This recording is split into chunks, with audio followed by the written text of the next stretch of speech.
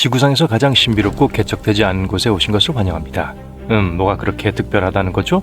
그저 얼음 봉우리와 끝없이 펼쳐진 남극의 설원이 있을 뿐이잖아요. 네, 맞아요. 하지만 여기에는 엄청난 미스터리가 숨어 있습니다. 아무리 노력해도 사람의 발길이 닿은 적이 없는 거대한 미개척지, 숨겨진 산맥을 볼 순 없습니다. 게다가 또 다른 층의 산 아래에 놓여 있어요. 마치 대륙 크기의 러시아 인형이 쌓여 있는 것과 비슷합니다.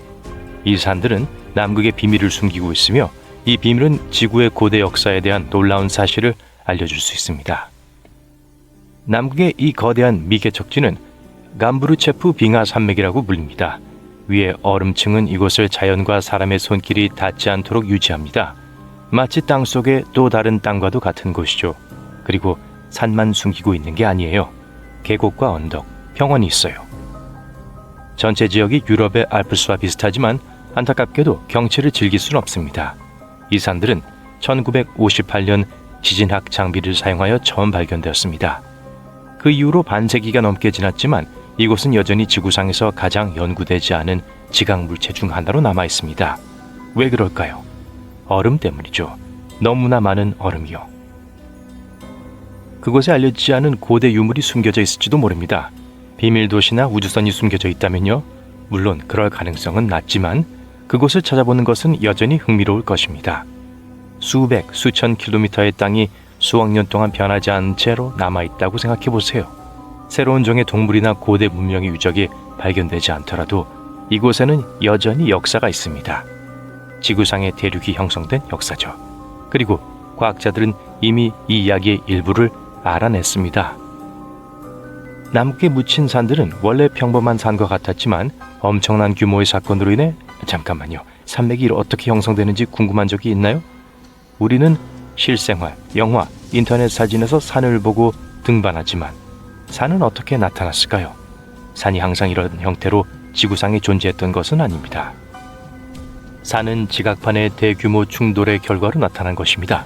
두 개의 거대한 단단한 땅덩어리가 서로를 향해 움직이다가 충돌합니다.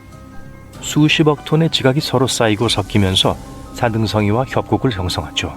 그리고 이 모든 것이 수백만 년 동안 지속될 수 있습니다. 네, 재앙이지만 매우 느리게 진행됩니다. 일부 지각판은 여전히 충돌하고 있습니다. 예를 들어 히말라야 산맥은 인도판과 유라시아판이 여전히 서로 부딪히며 계속 성장하고 있습니다. 그리고 이 과정은 약 5천만 년 전에 시작되었습니다. 얼음 아래 감부르체프 산맥에서도 비슷한 현상이 훨씬 더 일찍 일어났습니다. 지구와 행성과학 저널에 실린 기사에 따르면 초대륙 곤드와나가 형성되는 동안 이 섬이 나타났다고 합니다. 두 개의 거대한 땅은 끝없는 바다로 분리되어 있었습니다. 하지만 약 1억 년 전 두 대륙이 충돌하여 곤드와나가 형성됐어요. 이 초대륙에는 현대 아프리카, 남아메리카, 호주, 인도, 남극 대륙의 영토가 포함되어 있었습니다. 거대한 조각들이 서로 부딪히면서 부분적으로 녹아내린 뜨거운 암석의 물줄기를 내뿜었습니다. 이 덩어리는 점점 더 커져 산을 이루었습니다. 산의 온도가 높아지고 질량이 증가하면서 어느 순간 곤드와나는 불안정해졌습니다. 초대륙은 자체의 무게로 인해 붕괴되기 시작했어요. 표면 아래의 뜨거운 암석은 중력 확산이라는 과정의 결과로 옆으로 흐르기 시작했습니다. 치약을 튜브에서 짜내보세요. 수십억 톤의 뜨거운 암석에서도 거의 같은 일이 일어났습니다. 남극 대륙의 고대 산들은 이 재앙적인 사건 중에 나타났습니다. 방금 수억 년 전에 일어난 지구 사건의 시각적 시뮬레이션을 보셨습니다. 멋져 보이지만 과학자들은 이 사실을 어떻게 알아냈을까요? 과학자들은 어떻게 이 엄청난 규모의 파괴를 목격했을까요? 얼음 아래 감부르체프 산맥이 세계에서 가장 탐험되지 않은 곳 중 하나라면 사람들은 어떻게 그 기원을 알아낼 수 있었을까요? 답은 간단합니다. 작은 암석 입자가 지구에 변화하는 지형에 대해 알려졌기 때문입니다. 이것은 지르콘입니다. 하지만 과학자들은 이를 타임캡슐이라고 부르기도 합니다. 이 광물은 매우 단단하고 기계적 및 화학적 영향에 강합니다. 부수기도 어렵고 침식의 영향을 받지 않으며 물에 녹지 않습니다. 그리고 그 안에는 우라늄이 들어있습니다. 이 화학 원소는 과학자들에게 암석의 나이를 알려줍니다. 사실 우라늄은 항상 같은 비율로 납으로 붕괴합니다. 과학자들은 우라늄과 납의 비율을 살펴보고 광물의 나이를 매우 정확하게 결정합니다. 조금 복잡하게 들리겠지만 간단한 예를 들어보겠습니다. 각 산맥이 형성되는 순간, 즉 지각판이 충돌한 후에 똑딱거리기 시작하는 시계라고 상상해 보세요. 암석이 형성된 후 우라늄은 천천히 붕괴되기 시작합니다. 시간이 지날수록 더 많은 우라늄이 납으로 변합니다. 이 붕괴 속도는 항상 동일합니다. 이 붕괴는 수십억 년 동안 지속될 수 있습니다. 지르콘의 우라늄이 적고 납이 많을수록 오래된 암석입니다. 실제 이런 방식으로 진행됩니다. 지질학자들은 여러 암석 샘플을 채취합니다. 실험실에서 이를 분쇄하여 결정질 지르콘을 추출합니다. 그런 다음 지질학자들은 입자를 산에 녹여 우라늄과 납을 분리해요. 그리고 나서 원자를 가속하고 질량별로 분류하는 질량 분석기라는 특수 장치를 사용합니다. 다소 복잡한 과정이지만 결론은 이 장치가 과학자들에게 우라늄과 납의 양을 보여준다는 것입니다. 과학자들은 이 두 원소의 비율을 살펴보고 암석의 나이를 계산합니다. 지질학자들은 감부르체프 산맥 근처의 사암에서 지르콘을 채취하여 그 입자를 연구하고 우라늄 수준을 조사하고 산 형성의 연대기를 계산했습니다. 그런 다음 그들은 얻은 데이터를 지구의 역사와 비교하여 남극 대륙에 묻힌 산들이 초대륙 곤드와나가 형성되는 동안 나타났다는 것을 깨달았습니다. 하지만 이 초대륙에 호주, 인도, 아프리카가 포함되었다는 사실은 어떻게 알았을까? 그 남극 암석의 지르코늄은 이들 국가의 지르코늄과 매우 유사한 것으로 밝혀졌어요. 즉, 오래전에 이 세 대륙은 함께 있었습니다. 그래서 감부르체프 산맥은 약 6억 5천만 년 전에 성장하기 시작했습니다. 약 5억 8천만 년 전에는 히말라야 산맥의 높이에 도달했고 8천만 년 후에는 지각이 녹는 경험을 했습니다. 지구상의 대부분의 산맥이 변화하고 무너지는 동안 감부르체프 산맥은 얼음 아래 그대로 남아 있었어요. 물, 토양, 바람, 지진, 중력 및 기타 자연의 힘은 산악지대를 파괴합니다. 이 과정을 침식이라고 합니다. 하지만 남극에 묻힌 산들은 이런 과정을 겪지 않았어요. 추운 기온과 주변의 빙상 덕분에 이 산맥은 변하지 않았기 때문이죠. 이 산맥은 지구상에서 가장 잘 보존된 고대 산맥 중 하나입니다.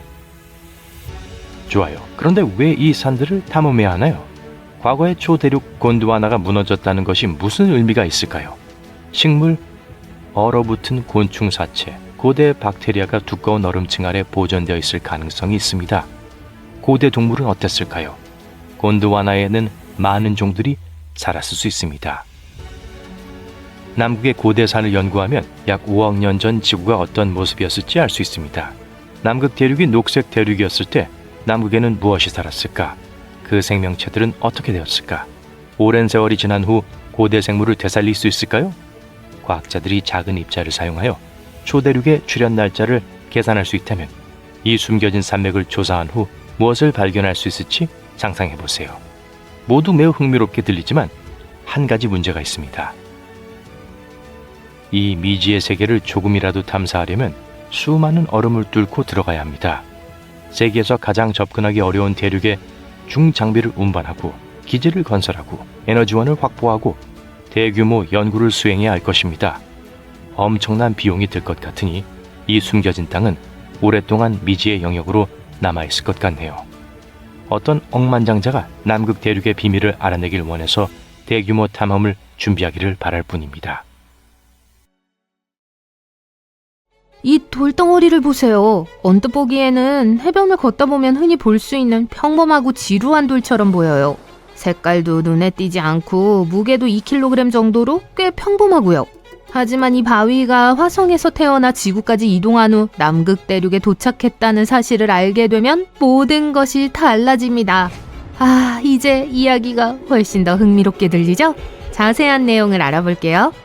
덴버 남극 프로그램의 남극 운석 탐사 프로젝트인 안스메 프로젝트에 참여한 로베르타 스코어 연구원은 1984년 이 운석을 발견했습니다. 이 우주 여행자의 이름을 해독하고 싶으시다면 제가 도와드릴 수 있어요. 과학자가 이 운석을 발견한 남극의 앨런 힐스에서 따온 이름이라 ALH입니다. 그리고 발견 연도와 샘플 번호가 있어요. 로베르타가 돌을 집어들고 우후 화성 덩어리를 들고 있네 라고 외쳤다고 생각하신다면 착각이에요. 여러분께 실망을 드려야 할 것 같아요. 처음에는 이 운석이 어디서 왔는지 불분명했습니다. 그리고 연구원들을 더욱 혼란스럽게 한 건 이 운석이 지구에서 발견된 다른 운석 그룹과 매우 달랐다는 점이에요. 그렇다면 화성에서 온 방문자라는 사실을 어떻게 알아냈을까요? 바로 화성의 대기를 구성하는 것과 유사한 가스의 흔적 덕분이에요. 1976년 현장에서 필요한 분석을 수행한 용감한 바이킹 착륙선 덕분에 우리는 그 성분에 대해 알게 되었습니다. 다시 암석 발견 이야기로 돌아와서 이 암석은 매우 특별합니다. 아주 먼 곳에서 도착했기 때문만은 아니에요. 지구에서 발견된 수천 개의 운석 중 화성에서 온 운석은 약 100개에 불과해요. 하지만 이번에 발견된 운석은 이들과는 다른 별개의 운석군으로 보여요.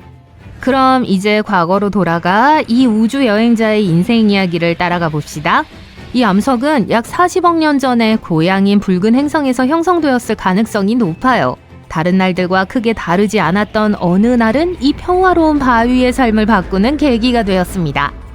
운석 충돌로 우주로 날아가 작은 소행성으로서의 여정을 시작했습니다. 그 당시에는 지구에서 발견되었을 때보다 훨씬 더 컸어요. 어느 순간 ALH는 지구에 가까워졌고 누가 알겠어요. 아마도 탐사를 하기로 결정했겠죠. 그렇게 13,000년 전 지구와 충돌하여 우주여행을 끝냈습니다. 현재 이 화성 조각은 우리가 가진 가장 오래된 조각이에요. 하지만 처음에는 그다지 인기가 없었어요. 1996년 획기적인 발견이 이루어진 후에야 훨씬 더 유명해졌습니다. 일부 나사 연구원들은 이 파편이 매우 오래된 것이 분명하다는 사실에 의문을 품기 시작했죠. 그렇다면 ALH가 화성에서 형성될 당시 화성에 번성했을 수 있는 생명체의 흔적을 기록할 수 있었을까요? 그리고 이 과학자들의 예상이 맞았습니다. 연구진은 매우 미세한 자철광 입자의 흔적을 발견했습니다. 이 입자들은 구조와 화학 성분이 지구에 존재하는 입자와 완전히 유사했어요. 이를 자성화석이라고 하며 자성 박테리아가 이를 생성해요. 따라서 한때 화성에도 이러한 형태의 생명체가 있었다는 걸 의미할 수 있어요.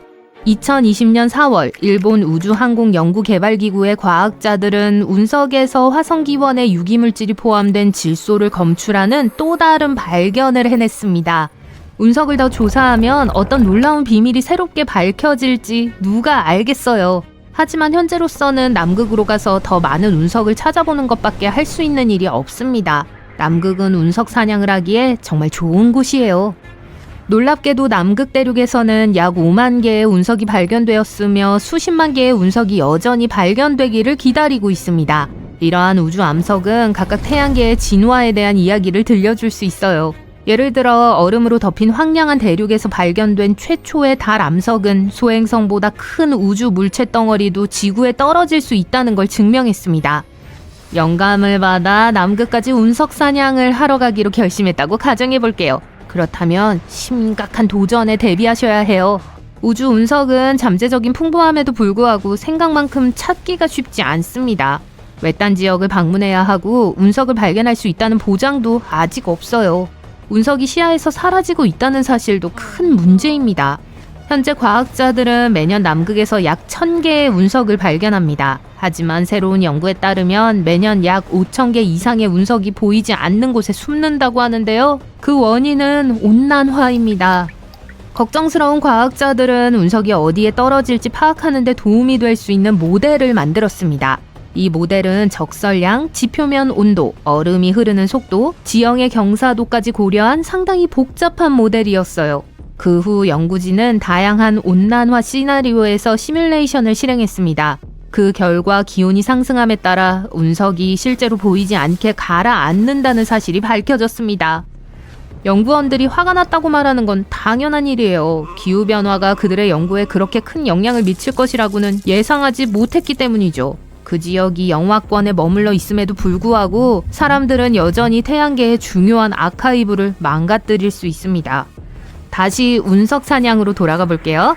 운석을 발견할 확률을 높이려면 일반적으로 낮은 지대로 흘러가는 얼음이 강제로 위로 이동하는 산기슭이나 노두로 이동하세요. 이런 곳에서는 강한 바람이 눈을 쓸어내려 밝고 선명한 푸른 얼음이 드러나기 때문에 윈드브레이커를 꼭 챙기셔야 해요. 이 오래된 얼음은 녹는 대신 수증기로 바로 변할 수 있습니다. 그리고 이 현상은 숨어있던 운석을 드러내는 데 도움이 되죠. 하지만 서둘러야 합니다. 지표면의 운석은 빠르게 사라집니다. 기온이 영하로 내려가도 바위는 태양열을 일부 흡수해서 얼음을 녹일 수 있어요. 마치 운석들이 스스로 지하, 아니 얼음 밑에 터널을 만들어 가라앉아 보이지 않게 숨는 것과 같아요. 얼마 후 다시 열면 이 터널의 입구가 닫히면서 운석이 효과적으로 내부에 갇혀 보이지 않게 됩니다. 과학자들은 운석을 발견하는 방법을 찾는 것이 매우 까다롭다는 것을 인정합니다. 서둘러 이러한 방법을 개발하지 않으면 총 8만에서 25만 개의 우주 암석을 잃을 수도 있어요. 과학자들이 더 많은 운석을 찾기 위해 노력하는 건 당연한 일입니다. 그들은 운석 좌초지대에 초점을 맞추고 있어요. 운석 좌초지대는 지질, 얼음 흐름, 기후 조건의 특정 특성으로 인해 운석이 지표면에 자주 모이는 곳이에요. 아시다시피 눈이 덮이지 않은 푸른 얼음 위에서도 운석을 발견할 수 있습니다. 운석을 눈에 띄게 하죠. 하지만 이러한 지점을 찾는 것은 순전히 운에 달려있는 경우가 많아요. 또는 밤낮을 가리지 않고 지도와 위성 이미지를 샅샅이 뒤져 영구 관측소 근처의 블루 아이스 지대를 찾아내야 해요. 빙하학자인 베로니카 톨레나르와 그녀의 팀을 소개합니다. 이들은 남극 전역에 걸친 스마트 지도를 개발해서 한 단계 더 발전시켰습니다. 이를 위해 나사, 캐나다 우주국 등의 머신러닝과 위성 데이터를 사용했어요. 이 지도는 과거에 발견된 운석과 모든 종류의 기후 및 얼음 데이터를 기반으로 운석이 숨어 있을 수 있는 지역을 강조 표시해요. 운석을 발견하기 가장 좋은 곳은 대륙의 가장자리와 푸른 얼음이 있는 산 근처입니다. 안타깝게도 중요한 것은 푸른 얼음만이 아니에요. 얼음 흐름의 온도와 속도도 매우 중요해요. 예를 들어 얼음이 너무 빨리 흐르면 운석이 쌓이기 전에 쓸려가 버릴 수 있습니다. 따라서 운석을 찾으려면 매우 정확한 조건을 기다려야 해요. 표면 온도가 거의 항상 영하 9도씨 이하로 유지되어야 해요. 그렇지 않으면 운석은 가라앉아요. 엘렌 힐스 지역부터 시작해보세요. 네, 그곳이 바로 ALH가 발견된 곳입니다. 이 지역은 1000개 이상의 운석이 발견된 일종의 운석 금광과도 같은 곳이에요. 그런데 핑불 하이맨 산맥과 같은 더 유망한 장소가 있지만 아직 아무도 그곳을 수색하지 않았어요. 여러분이 첫 번째 주인공이 될 수 있습니다. 어쨌든 이 새로운 지도를 통해 연구원들은 최고의 운석 사냥 장소의 순위를 매기는 가볼 만한 곳 지수를 개발해서 향후 현장 탐사를 훨씬 더 목표에 맞게 만들었습니다. 그리고 아직 탐험되지 않은 블루 아이스 지역이 많은 만큼 수많은 운석이 발견되기를 기다리고 있어요. 여러분은 뭘 기다리고 있나요? 네스호 괴물은 사실 스코틀랜드 출신이 아닙니다. 이 실존 생물은 약 7천만 년 전 남극의 얼어붙은 바다에 살았던 것으로 밝혀졌습니다. 2019년 연구원들은 사람들이 넷이라고 묘사한 것과 매우 흡사한 선사시대의 거대한 해양 파충류 화석을 발견했습니다. 이 짐승은 길이가 최대 11m에 달하고 기린과 같은 거대한 목을 가진 무시무시한 존재였습니다. 무게도 약 15톤으로 코끼리 3마리의 크기와 비슷했습니다. 거대한 동물 목록의 다음 순서는 펭귄입니다. 펭귄이 크다고 할 수는 없지만 과학자들은 쿠미마누 포디세이라는 역대 가장 큰 펭귄을 발견했습니다. 이 거대한 새는 약 6,500만 년 전에 뉴질랜드에 서식했던 것으로 추정되며 몸무게가 150kg이 넘는 거대한 새였습니다. 이는 현존하는 가장 큰 펭귄으로 알려진 황제 펭귄의 약 5배에 달하는 크기입니다. 이제 거대한 생명체에서 훨씬 작은 생명체로 넘어가 보겠습니다. 약 1200만 년 전 지금의 독일에 살았던 유인원인 비 만프레드 슈미티를 만나보세요. 이 생명체는 지금까지 발견된 유인원 중 가장 작은 유인원이기 때문에 매우 특별합니다. 이 고대 동물의 몸무게는 10kg 정도에 불과했습니다. 기본적으로 덩치가 아주 큰 고양이보다 크지 않았어요. 작은 생물이 무섭지 않다고 생각하신다면 전기파랑 타란툴라를 만날 때까지 기다리세요. 태국의 맹그로브 숲에서 새로 발견된 이 종은 거의 다른 세상 같은 전기적인 푸른색을 띠고 있습니다. 이 생생한 색조는 색소 때문이 아닙니다. 실제로는 푸른빛을 반사하는 독특한 털 구조로 인해 외계 생명체처럼 보이기도 합니다. 이제 우리는 더 멀리 춥고 칠흑같이 어두운 심해로 잠수합니다. 안다만 해의 수심 약 610m에서 과학자들은 새로운 종의 유령 상어를 발견했고 그 이름을 치메라 수파파에라고 명명했습니다. 매끈하고 창백한 몸, 깃털처럼 보이는 주름, 크고 소름 끼치는 눈 등 공포 영화에서나 나올 법한 모습을 하고 있습니다. 이 유령 상어는 실제로 상어는 아니지만 약 4억 년 전에 사촌 상어와 갈라져 나온 친척 상어입니다. 좋은 소식은 신발 상자보다 조금 더 크니 그리 무섭지 않다는 거예요. 더 이상 낯선 생물을 찾을 수 없을 것 같을 때 브라질에서 고대 양서류인 K. 로사이를 발견했습니다. 새로 발견된 이 악어 같은 거대한 생명체는 2억 4천만 년 전 트라이아스기 시대에 살았습니다. 길이가 거의 3m에 달했고 현대의 악어와 비슷한 강력한 턱을 가졌습니다. 이 짐승은 지구상에서 가장 혹독한 환경에 적응해 살아남은 생존자였습니다. 작년에 과학자들은 밤에 울창한 아마존 열대우림을 추적하던 중 검은 장화를 신은 것처럼 보이는 기이한 주황색 거미를 발견했습니다. 연구팀은 곧 이 거미가 새로운 종류의 거대한 개거미라는 사실을 알아냈습니다. 이 거미는 전혀 개처럼 생기지 않았습니다. 식물에 앉을 때 개처럼 다리를 옆으로 벌리고 있기 때문에 개거미라는 이름이 붙었습니다. 유명인의 이름을 딴 새로운 종들이 있다는 사실을 알고 계셨나요? 예를 들어 헐리우드의 아이콘 해리슨 포드는 이제 자신만의 뱀을 갖게 됐어요. 페루에서 발견된 T. 하리슨 포디는 뱀을 무서워하는 고고학자 인디아나 존스 역으로 유명한 배우를 기리기 위해 붙여진 이름입니다. 영화 속 위협적인 뱀과는 달리 이 새로운 뱀종은 길이가 약 40cm로 크기가 매우 작습니다. 또한 미국 래퍼이자 시인인 프린스 에아의 이름을 딴 탄자니아의 작은 신종 피그미 카멜레온인 람홀레온 프린세아이도 있습니다. 그는 지구 환경 문제에 대한 인식을 높인 공로를 인정받아 이런 영예를 안게 됐어요.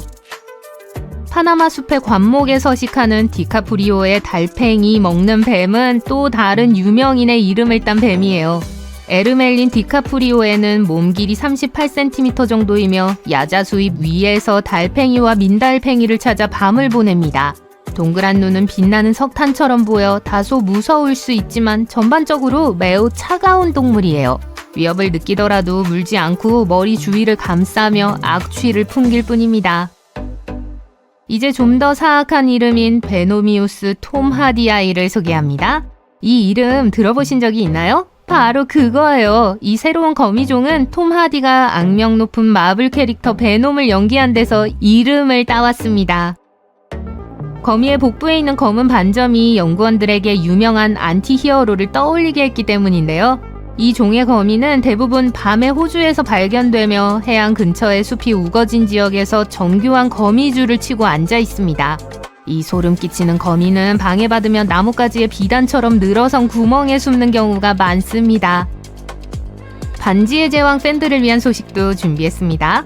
아마존강의 광활하고 따뜻한 물속에서 과학자들이 새로운 종의 파쿠를 발견했습니다. 이 물고기는 무시무시한 피라냐의 친척으로 식물성 식단을 먹고 인간과 비슷한 이빨을 가지고 있습니다.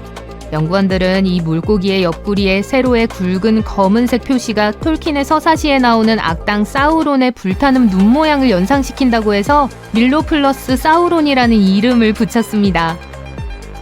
잠깐만요. 저게 검게 그린 카피바라인가요? 들개인가요? 사실 둘 다 아니에요. 새로 발견된 난쟁이 사슴입니다. 바셋 하운드만한 크기의 이 작은 동물은 페루의 숲을 뛰어다니고 있습니다. 큰 눈과 통통한 몸, 짧은 다리가 어우러져 정말 사랑스러운 동물입니다. 이 귀여운 작은 사슴은 우리가 이제 소개할 동물과는 완전히 반대입니다. 이 기괴한 생김새의 생명체는 이빨 5개 달린 짐승의 모습으로 추정됩니다. 칠레 파타고니아에서 발견된 이 화석은 약 7,200만 년 전 공룡시대에 살았던 것으로 밝혀졌습니다. 이 발견은 포유류가 우리가 생각했던 것보다 훨씬 더 일찍 남미 지역에 돌아다녔다는 또 다른 증거입니다. 남아메리카의 숲에서 호주의 사막으로 이동하다 보면 학명이 테노포루스 자칼파로 알려진 모래용 도마뱀을 만나게 됩니다. 모래색의 길고 가느다란 몸통을 가진 이 도마뱀은 마치 듄 영화에 등장할 것 같은 모습을 하고 있어요. 작년에 발견된 이 모래도마뱀은 호주 남부의 그레이트 빅토리아 사막의 뜨거운 모래와 완벽하게 조화를 이룹니다. 10년이 넘는 세월 동안 중국 남서부 산악지대로 모험을 떠난 과학자들의 눈을 피해 큰 눈을 가진 생명체가 계속 숨어 있었습니다. 하지만 이번엔 아닐걸요? 2023년 연구팀은 마침내 알려진 종과 일치하지 않는 개구리 7마리의 사진을 찍는 데 성공했습니다. 이 개구리들은 현재 레이산 오도러스 개구리로 알려져 있는데 이 종은 길이가 약 5cm까지 자라며 연두색 몸 전체에 작은 돌기가 있는 개구리입니다. 최근 칠레 해안에서 부르주 칼리파보다 거의 4배나 높은 해산을 발견했습니다. 해저산은 보통 스펀지 정원이나 고대 산호와 같은 아름다운 생명체가 서식하는 곳이에요. 하지만 이 칠레 해산에는 플라잉 스파게티 괴물로 알려진 생물도 숨어 있었습니다. 긴 국수 모양의 촉수를 가진 희귀한 오징어로 마치 수중 파스타 요리처럼 생겼어요. 이 기이한 생물은 촉수를 포함한 길이가 40m가 넘습니다. 최근 남극반도의 차가운 바다에서 잠수하던 과학자들은 평범한 잠수어 한 마리가 헤엄치는 것을 발견했다고 생각했습니다. 하지만 이 물고기에는 특이한 점이 있었어요. 이 물고기는 가느다란 몸통을 따라 2개의 어두운 세로 줄무늬가 있는 것으로 밝혀졌습니다. 그제서야 그들은 새로운 종인 줄무늬 드래곤피쉬를 보고 있다는 사실을 깨달았습니다. 기괴한 바다 생물부터 귀여운 생물까지 2017년 일본 쿠메 섬 근처에서 다이빙을 하던 현지인들이 스켈레톤 팬더멍게를 발견했습니다. 이 심해의 기이한 생물은 검은 반점이 팬더곰의 눈과 귀를 닮았다고 해서 사람들의 마음을 단순에 사로잡았습니다. 적어도 상상력이 좋다면 말이죠. 이 특이한 생물은 물을 걸러 먹이를 잡으며 바다의 숨은 경이로움을 다시 한번 일깨워줍니다. 극지방을 방문해서 빙하 위에서 뛰어노는 북극곰이나 하늘을 가로지르는 오로라 등 자연의 경이로움을 직접 보는 꿈을 다들 한 번씩 꿔본 적이 있을 텐데요. 안타깝게도 당분간 남극으로 관광객이 몰려드는 일은 없을 거예요. 왜일까요? 그 이유를 알아봅시다. 먼저 남극은 어디에 있죠? 남반구, 특히 남극에 위치해 있습니다. 남극 대륙은 남극해로 둘러싸여 있고 대륙의 대부분이 얼음으로 덮여 있어 지구상에서 가장 멀고 추운 곳 중 하나예요. 남극을 방문한 사람을 만나본 적이 있나요? 아마 없을 거예요. 남극은 지구상에서 가장 사람들의 방문이 적은 곳 중 하나고 운이 좋은 소수의 탐험가들만이 빙하와 빙원으로 이루어진 남극의 내부를 본 적이 있어요. 하지만 제 말을 믿으세요. 야생동물과 경치가 너무나도 아름다운 곳이에요. 남극으로 여행하면 안 되는 이유는 뭘까요? 우선 남극의 환경은 매우 취약하고 쉽게 훼손될 수 있습니다. 또한 남극 대륙에는 원주민이 살지 않기 때문에 여행은 사실상 무인도를 방문하는 것과 마찬가지예요. 그리고 여행 비용이 가장 비싼 여행지 중 하나라는 점도 잊지 마세요. 그럼에도 불구하고 남극은 요새처럼 경비가 철저하진 않지만 남극 조약이라는 국제 협약이 있습니다. 이 조약은 남극 대륙에서 원치 않는 활동을 방지하기 위해 체결됐고 회원국들은 남극 대륙에서 행하는 일부 형태의 실험을 금지하고 있습니다. 하지만 우리가 남극에 함부로 들어갈 수 없는 가장 큰 이유는 남극에는 보호가 필요한 섬세한 생태계가 있기 때문입니다. 조약에 따르면 남극은 평화적인 목적으로만 사용되어야 하며 환경에 해를 끼칠 수 있는 어떠한 인간 활동도 금지됩니다. 과학자들은 여전히 남극 대륙의 독특한 생태계에 대해 알아가고 있고 인간의 활동과 기계는 남극에 존재하는 섬세한 균형을 무너뜨릴 수 있어요. 그리고 남극에 가고 싶어도 허가를 받는 게 쉬운 일이 아닙니다. 예를 들어 미국 시민은 특별 양식을 작성해서 해양극지청에 보내야 합니다. 또한 남극에 도착한 후에는 야생동물을 방해하거나 바위, 식물, 동물 등의 기념품을 가져가지 않는 등 환경 보호를 위한 몇 가지 엄격한 지침을 따라야 해요. 자, 엄밀히 말해서 남극에서 살 수 있을까요? 남극에 사람이 영구적으로 거주하는 걸 금지하는 법은 없지만 남극은 매우 열악한 환경으로 사람이 거주하기에는 부적합해요. 기온이 영하 60도 이하까지 내려가 적절한 장비와 경험 없이는 생존이 거의 불가능합니다. 게다가 가장 가까운 땅은 1609km 이상 떨어져 있어 주민들은 다른 세상과 완전히 단절되어 있어요. 언젠가 이 독특하고 매혹적인 대륙을 방문할 기회가 생길지 모르지만 그 전까지는 멀리서 바라보며 감탄해보자고요. 이제 남극 대륙의 발견에 대해 좀 이야기해 볼까요? 남극에는 이미 사람이 살고 있던 다른 곳과는 달리 원주민이 살지 않았어요. 고대 그리스 철학자들은 남극 대륙을 곰의 반대편이라는 뜻의 엔트아르크토스라고 불렀어요. 하지만 여기서 말하는 곰은 극지방의 곰이 아니라 북반구에서만 관측할 수 있는 북극곰자리와 작은 곰자리를 가리킵니다. 따라서 이 용어는 곰의 땅의 반대라는 의미죠. 1700년대 후반과 1800년대 초반의 고래와 물개잡이 항해는 남아메리카 끝자락에 있는 케이프 혼을 돌기 위해 더 남쪽으로 향했습니다. 남쪽으로 더 멀리 가면 바람이 강해지는 것뿐만 아니라 다양한 크기의 부유 얼음과 바람, 바다와 부딪힐 수 있는데 배와 선원들을 위험하게 만들 수 있죠. 제임스 쿡 선장은 1773년 1월 17일 로스의 지역에서 최초로 남극권을 횡단했습니다. 1년 후 더 북쪽 지점에 도착한 쿡 선장은 육지를 발견하진 못했지만 80km 이내에 도달해서 더 남쪽에 땅이 존재한다는 것을 의미하는 빙산에 쌓인 암석 퇴적물을 보게 됐어요. 남극 대륙을 처음 목격한 것은 1820년 1월 파비앙 고틀리 폰 벨링하우젠 선장이 지휘하는 두 척의 배가 새로운 땅을 발견하기 위한 세계 탐험의 일환으로 2년간 항해하던 중 일어난 일로 널리 알려져 있습니다. 이 선장의 배는 쿡 이후 남극권을 횡단한 최초의 배였어요.